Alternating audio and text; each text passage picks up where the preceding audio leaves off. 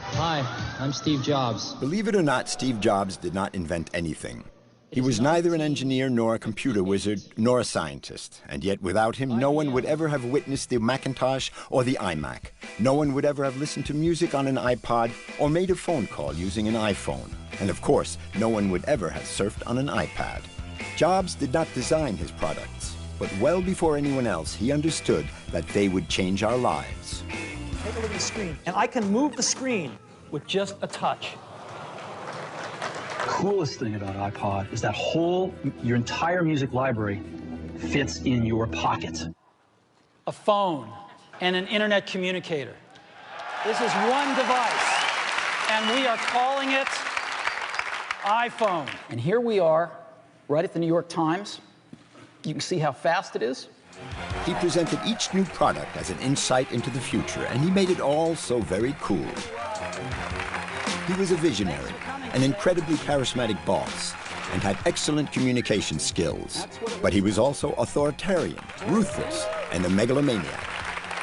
It's just like this. Steve Jobs envisions himself as one of the great cultural or political world leaders of our time. There are a few special people in the world, the Shakespeares, the Newtons, a few of them, and he saw himself as one of them, the way he talked about it. And everybody else are just ants, and they are worthless, and they don't mean anything. So how did this self-taught man with such a highly developed sense of his own self-worth build up one of the largest companies of his time? Steve Jobs' life is above all the story of a man who wanted to dominate the world through IT, a cruel world with no holds barred. Steve Jobs was born in San Francisco, California on the 24th of February, 1955. Things didn't get off to such a great start as his biological parents abandoned him at birth. His mother, a student who was single, and his father, a young teacher of Syrian origin, couldn't take care of him, so he was adopted by Paul and Clara Jobs, an average American couple who never had much chance to study. But the Jobses resolved to bend over backwards to send Steve to university.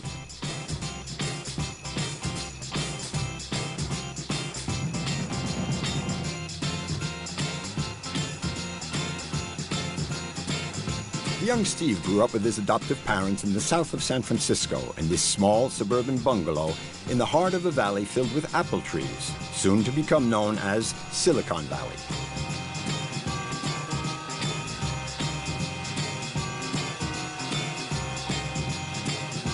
But all that was still to come. At the time, computing was only in its very early stages. At school, Steve was not a great pupil and was often bored.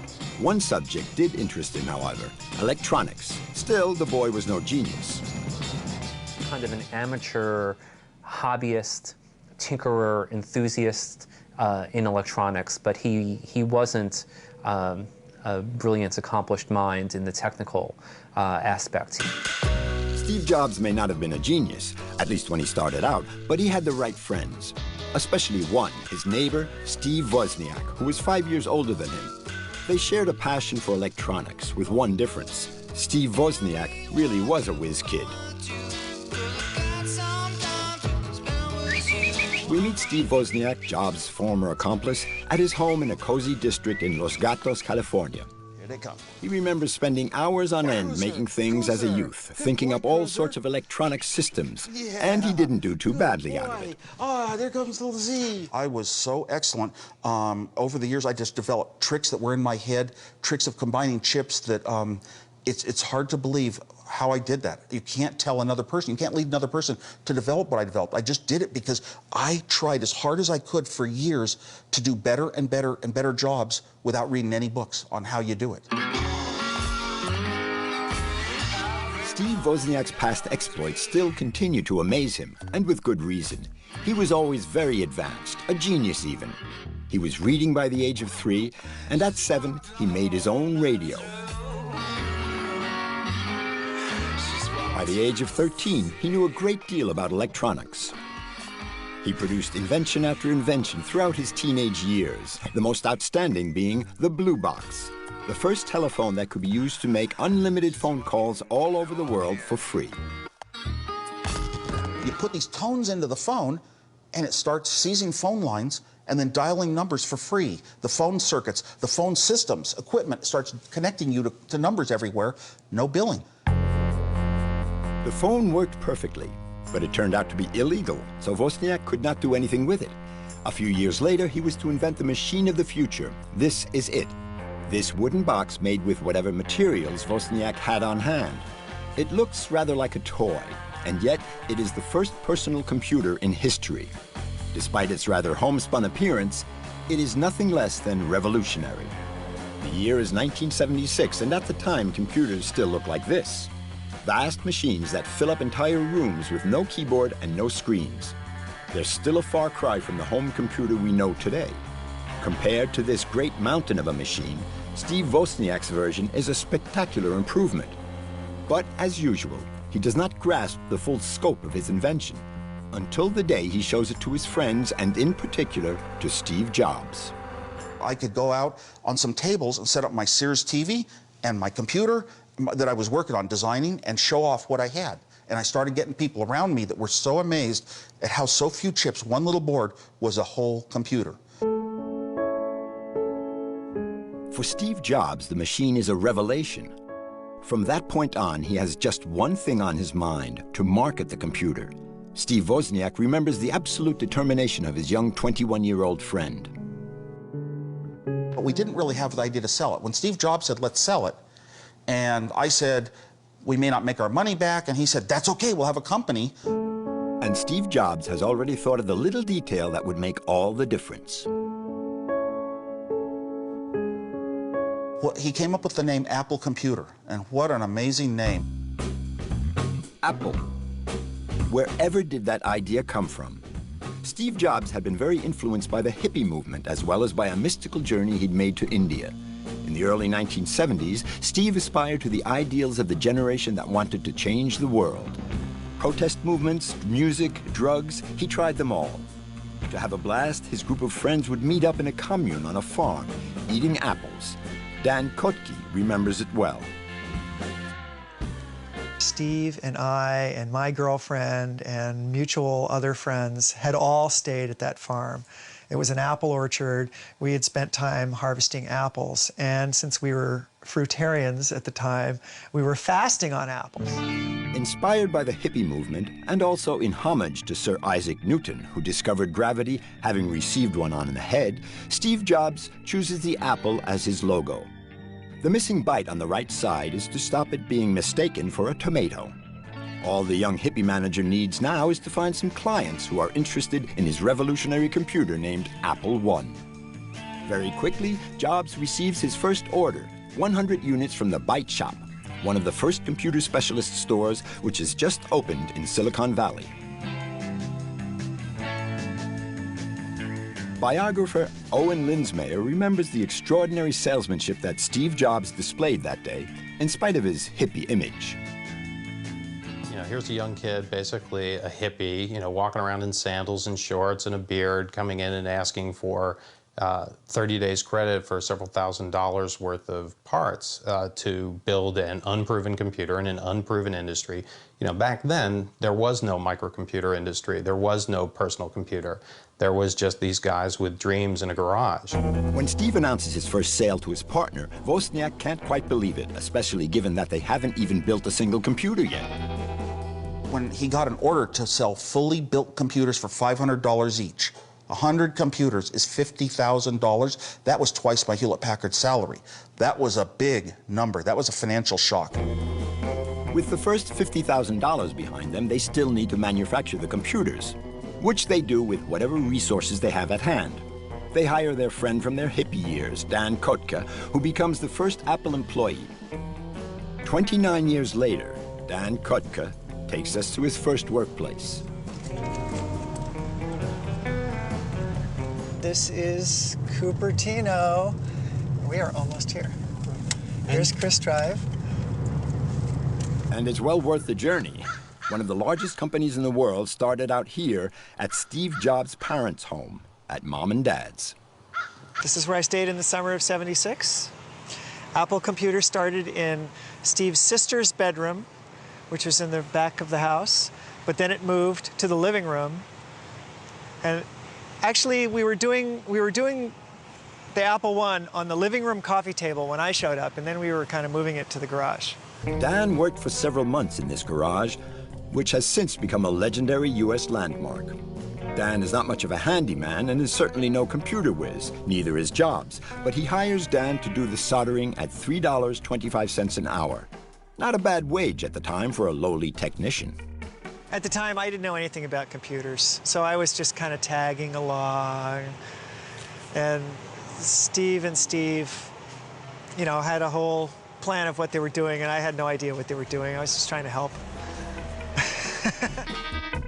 Manufacturing their products in a garage, hippie-style managers, Apple's first steps are a little outlandish, but their Apple I computer earns critical acclaim, and in the space of a few months, the company sells over 200 units. Not bad for a piece of equipment which up until now has been the sole preserve of IT boffins.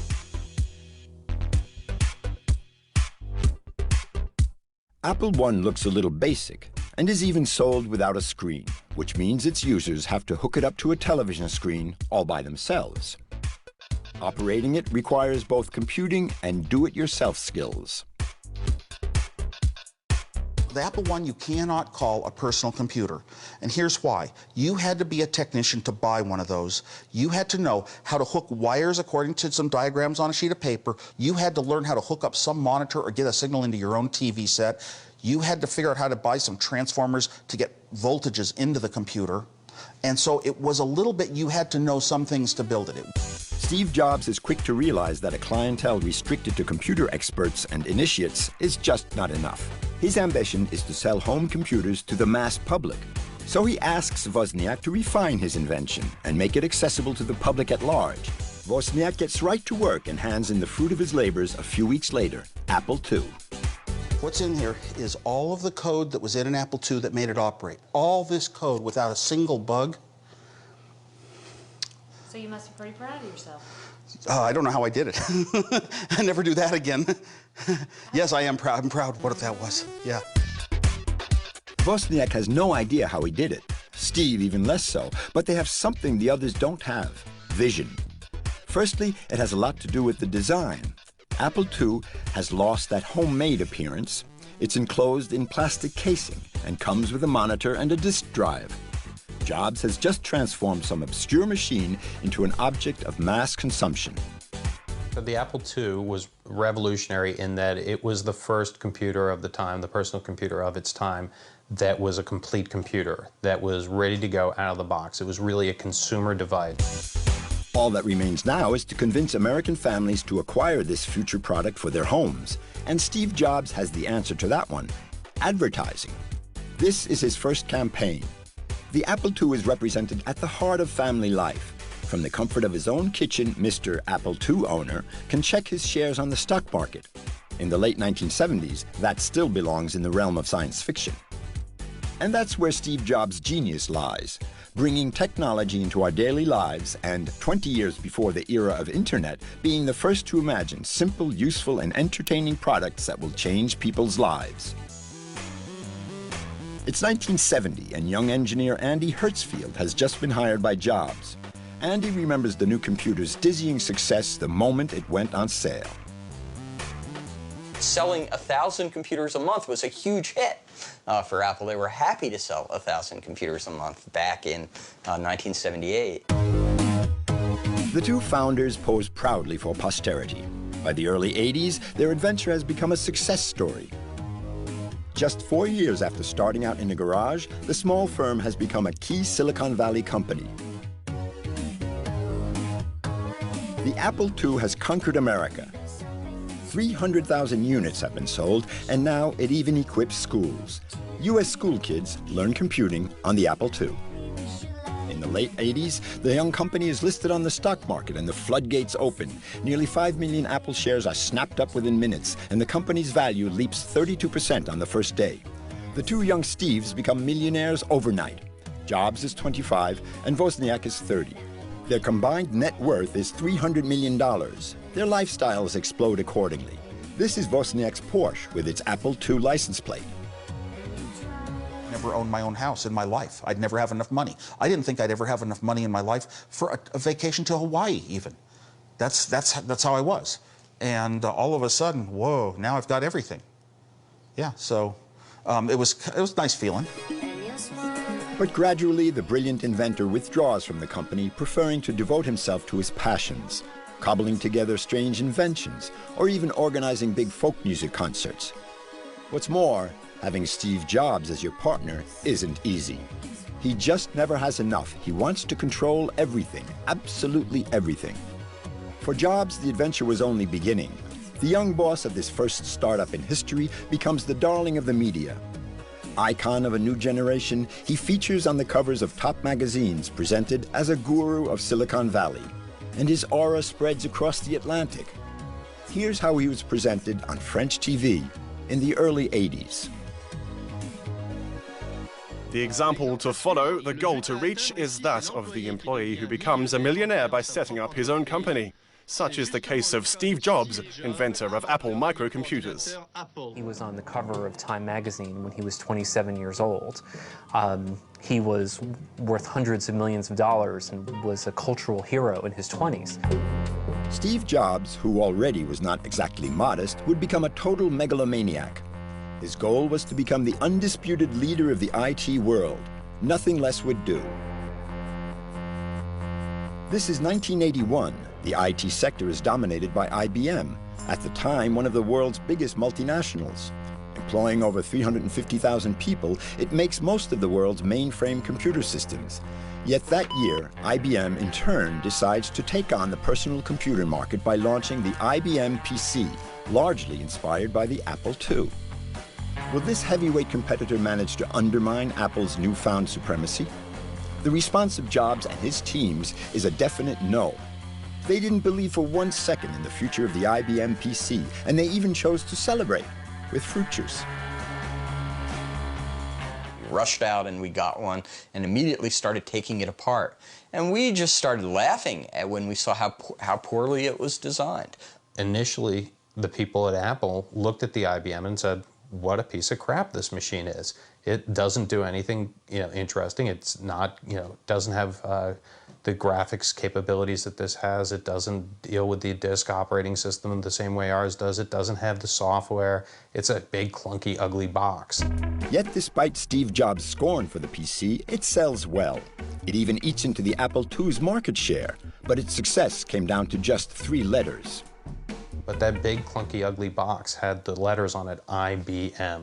And for too many people at that time, IBM was a safe bet, and they were willing to buy IBM over anything else, no matter how good the competition was. His pride hurt, Steve Jobs decides to react. Convinced of his superiority, he wants to crush IBM. It becomes his obsession. And to lead this war, he sets out to recruit a businessman. And not just anybody. John Sculley, the CEO of Pepsi-Cola, the man who made his reputation by shaking up one hell of a competitor, Coca-Cola. The teaming up of the two men is headline news. Their plan to take on IBM even makes the cover of Businessweek. Steve Jobs has no doubts whatsoever, as illustrated by the way in which he asked Sculley to join him.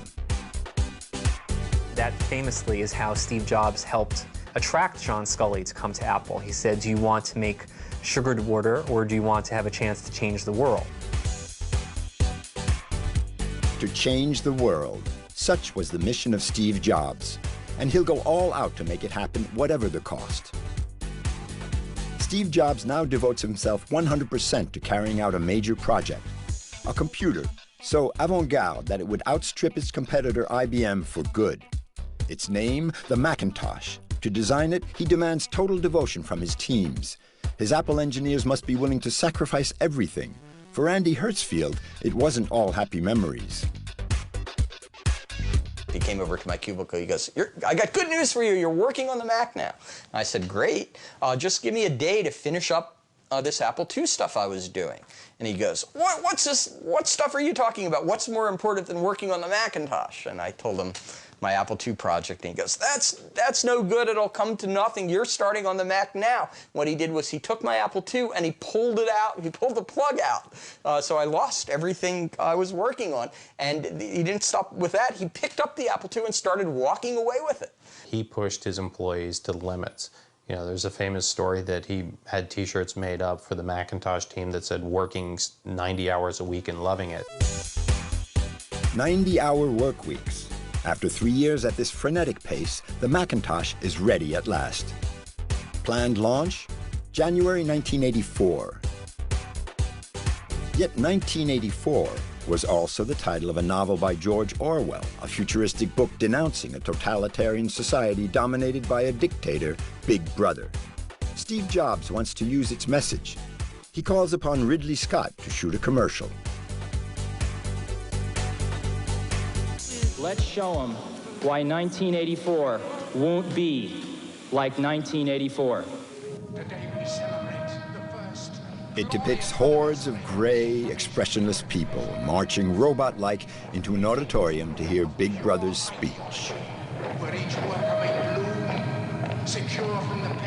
This all fit into Apple's vision of the world as Big Brother, IBM, and them as the saviors to Big Brother.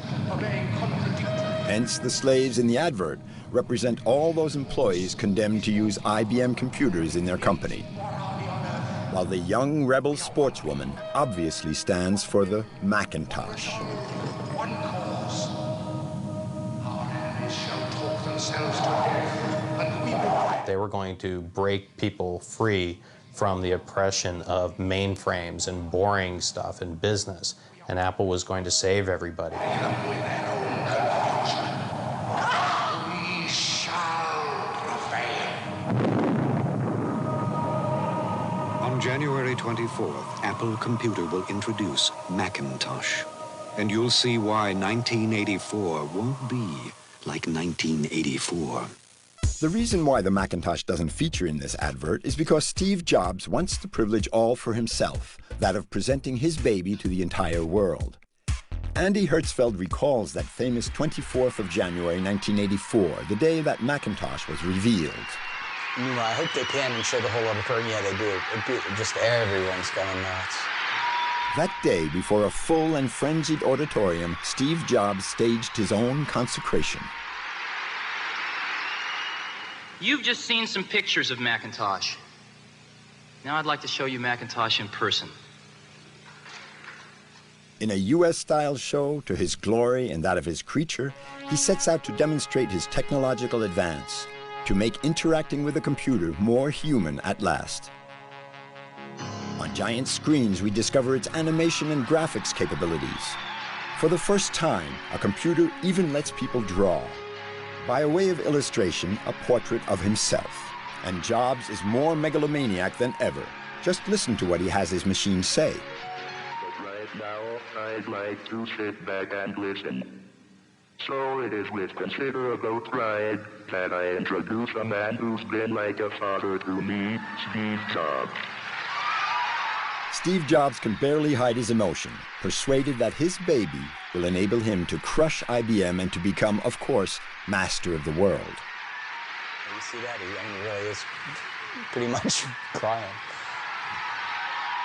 At 29, Steve Jobs is at the pinnacle of his glory. The Mac and his demonstration are a stroke of genius.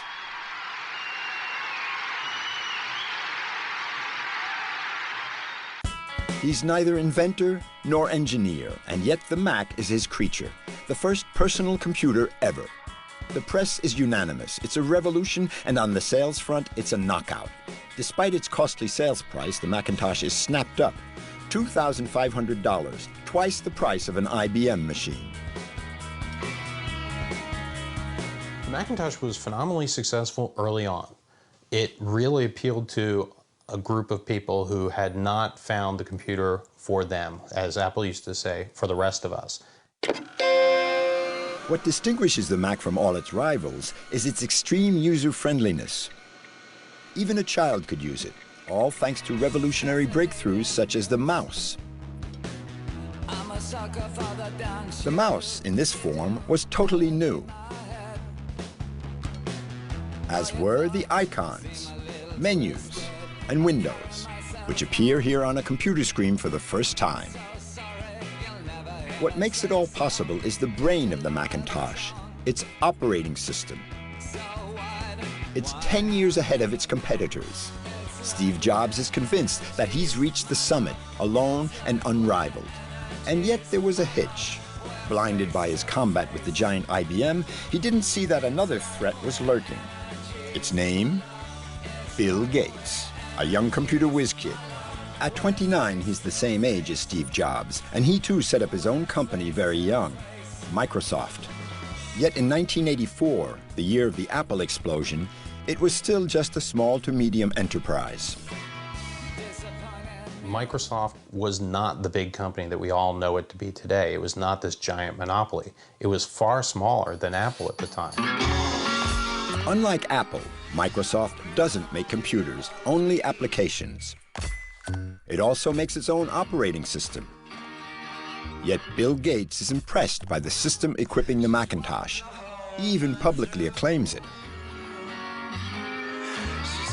Well, to create a new standard, it takes something that's not just a little bit different. It takes something that's really new and really captures people's imagination. And the Macintosh, of all the machines I've ever seen, is the only one that meets that standard. No one suspects that Bill Gates has a project in mind, to crack the secret of the Macintosh. Under his own brand name, he wants to make a system that is just as developed, with the unavowed intention of selling it to Apple's rivals. But just how will he go about it? For some time, Bill Gates had been working for Apple, supplying them with software. At the time, the company's engineers felt no need to be wary of this small supplier, a fact he would take advantage of by discreetly finding out more about the Macintosh system. I remember really clearly the very first time we showed Bill Gates a Macintosh. In some sense now, that was showing him his own future. But it took a while for Apple to cop on to the fact, even though Bill Gates was proving increasingly curious. Everything about the Macintosh fascinated him. He asked a lot of questions, too many questions, to the point that Steve Jobs took him by surprise one day in deep discussion with Andy. I was about to say, hey, you can even do it on an Apple II, when I think Steve kind of correctly intuited what I was about to say, and so he just yelled, "Shut up!" at the top of his lungs. And like, I guess I didn't signal him that I understood him, so he did it again, "Shut up!" even louder, and it's like everyone's looking at him. I finally got the message. Steve Jobs had reason to be worried, but it was already too late. The damage was done. The bombshell hit a few months later. As if by miracle, PCs had caught up considerably. They had adopted a scroll-down menu and a mouse, all thanks to a new Microsoft program. Bill Gates had just released his own operating system, Windows, directly inspired by the brain of the Macintosh. Steve found out about the Comdex thing, them announcing Windows. He said something like, I was president. He goes, "I want Bill Gates in this office before the sun goes down," or something like that, because he wanted to scream at him about it. But then at this meeting, Steve confronted Bill Gates. Well, you know, you said you weren't copying the Mac. You are copying the Mac. You betrayed us. How can we continue to work with you? How can we trust you? And Steve, you know, in any case, is really hard to stand up against. He can be very persuasive and very forceful. But I remember being extremely impressed at Bill Gates not giving an inch and just standing right up to him and you know, justifying himself. Bill Gates had pulled it off. Windows would rapidly equip most of the computers on the planet at a price to beat all comers. For Apple, it was a disaster. Macintosh sales collapsed within weeks, and Steve Jobs' lucky star seriously began to fade. Suddenly, for the first time in their history, they were really starting to worry about what would happen to the company because people weren't buying the Mac. To get out of this crisis, John Scully, remember him? The guy Steve Jobs hired 2 years previously, was to take a measure thus far unthinkable. He fired the father of the Macintosh, Apple's historic founder. For Steve Jobs, it was a cruel disappointment. Banished from his own company at the age of 30. It was unthinkable what happened. You know, it really was. It was something you never could have conceived because he was so core to what the place was. It just didn't make sense. What had been the focus of my entire adult life was gone, and it was devastating. I really didn't know what to do for a few months.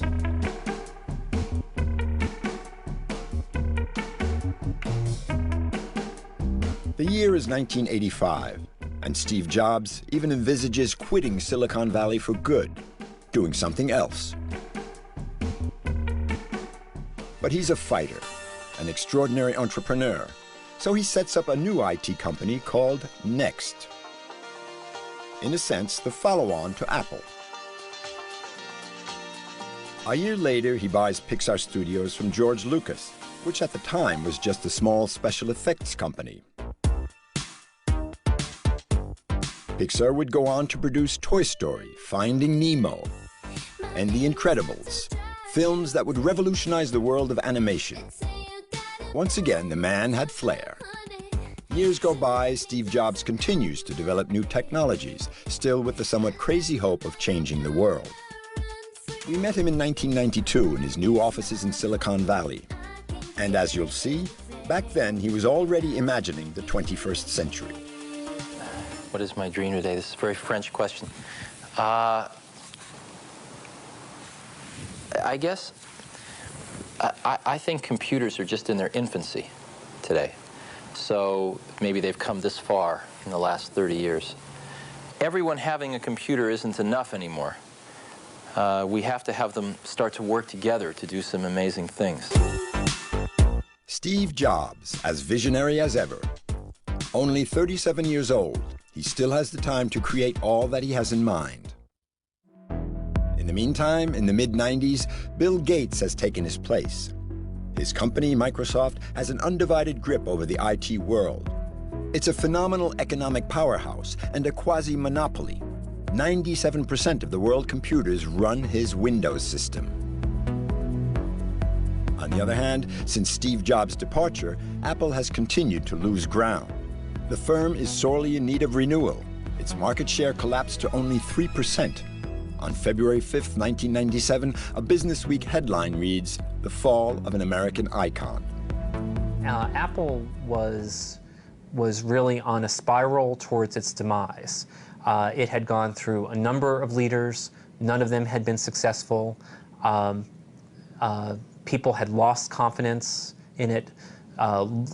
Even loyal customers and fans were beginning to switch to regular PCs. At the time, Apple has just hired a new CEO, Gilbert Amelio.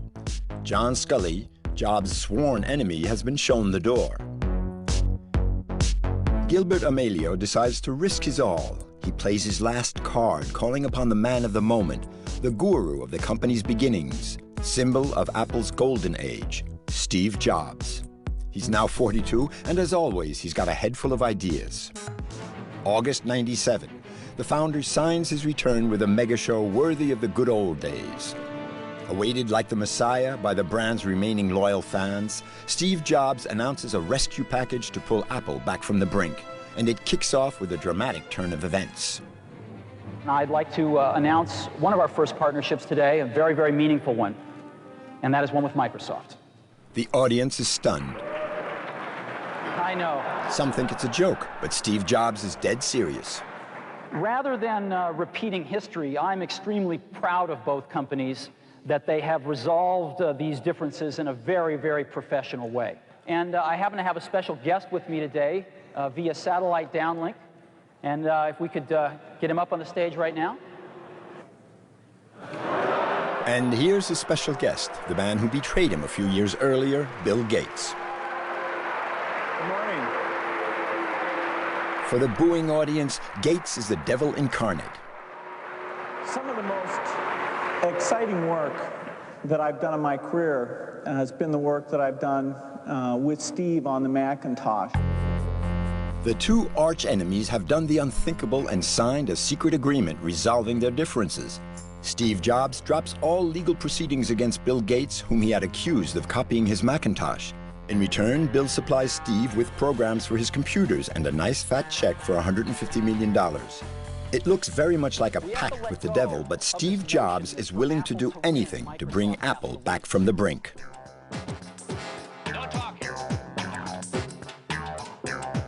Back from the brink, but also, and most importantly, to revive the brand. And no one can do that better than Steve Jobs. because his greatest assets and lethal weapons are the products he sells. And so this is how we're going to re-enter the consumer market. They look like giant translucent sour balls. Nice bright colors to reinvent the flailing Macintosh, making it a good deal sexier than the dull gray PC. It's not bad technology-wise either. No tower, no disk drive, an internal modem, a user-friendly interface, even for kids, with everything packed into the monitor. And on top of that, at a sales price of $1,300, people can now afford it. It's called the iMac. Because we want to be the computer company that makes the best and coolest computers in the world for you. Steve Jobs, the prodigal son, has a triumphant homecoming. His new baby, the iMac, announces the internet era, and Steve's giant suites sell like hotcakes. Apple is back in the pink.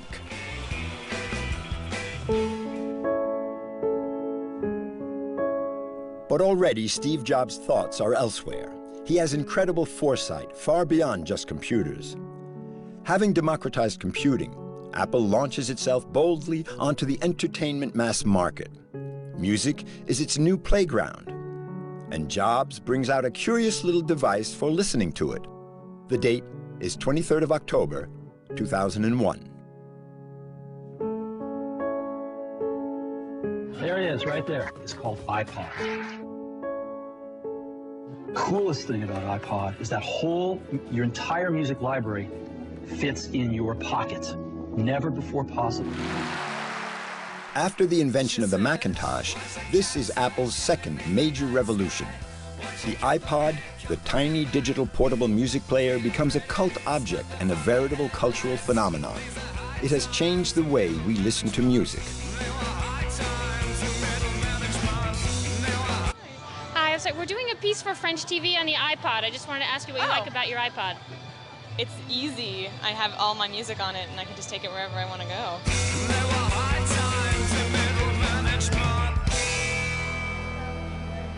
It's amazing. It's the greatest thing ever. What do you like about it? I love everything about it. The iPod enjoys planetary success and quickly becomes the world's #1 selling portable digital player. Apple has already sold 275 million of them, and along with the iPod comes iTunes, the inseparable application for managing your music, which Steve Jobs sells online. What's more, Apple sets the prices. €9.99 the album, and 99 euro cents the individual song. The music industry is at his feet, as Michel de Souza, former boss of a major record label, reports. The part we didn't control, for example, was the public sales price. Apple imposed their infamous €9.99 price for albums and 99 cents for individual songs. As we couldn't get organized and come up with a joint offer, Apple imposed its 99-cent price, which has become today's market reference. In fact, everyone's a winner, because Apple transfers part of its online sales to the record companies. On average, 60 cents per track.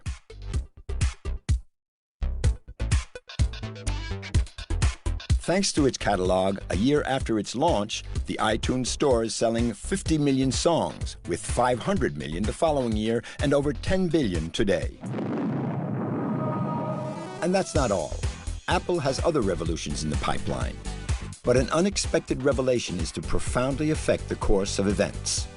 In June 2004, Steve Jobs announced that he has pancreatic cancer, a serious form of cancer with a very poor prognosis. But Jobs is a fighter and treats every day that follows as another day to live life to the fullest. The following year, in June 2005, Stanford University makes Jobs, the self-taught man, a doctor honoris causa.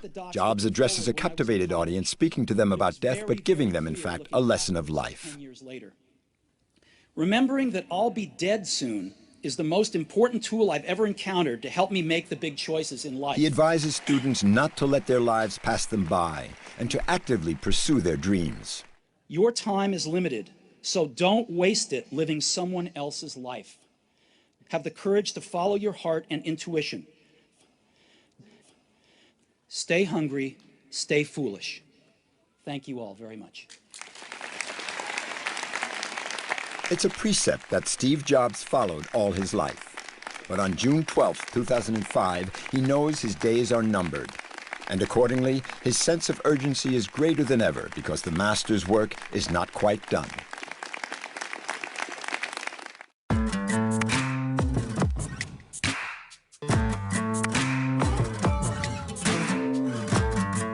In the wake of computers and music came the telephone.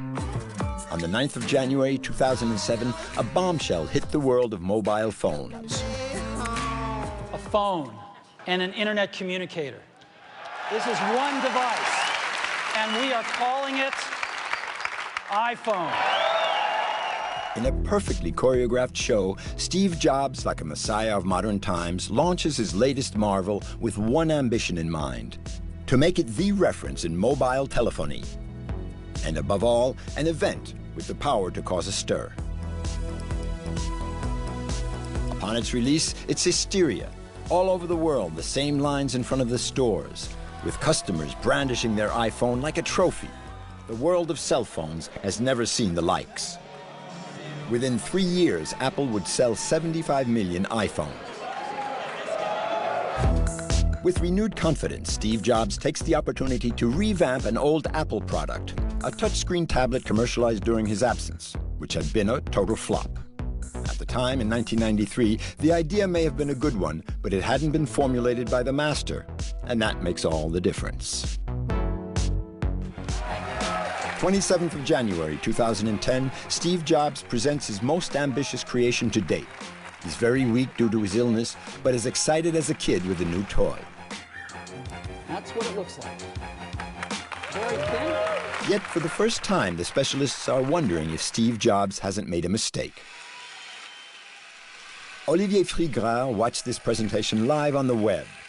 A journalist specializing in IT, he's followed Apple for a long time, and today, he's skeptical.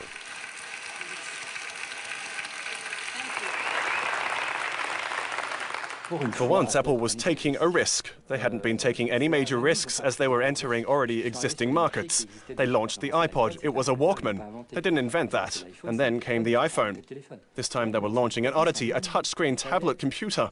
There were similar products on the market, but lacking the Apple aura, they never really caught on. Apple was taking a real risk of getting it wrong, of making a product that people in fact did not want. What's more, where does one situate it? It's a hybrid product, halfway between a laptop computer and a mobile phone. No USB port, no DVD player, no webcam. The iPad is disconcerting.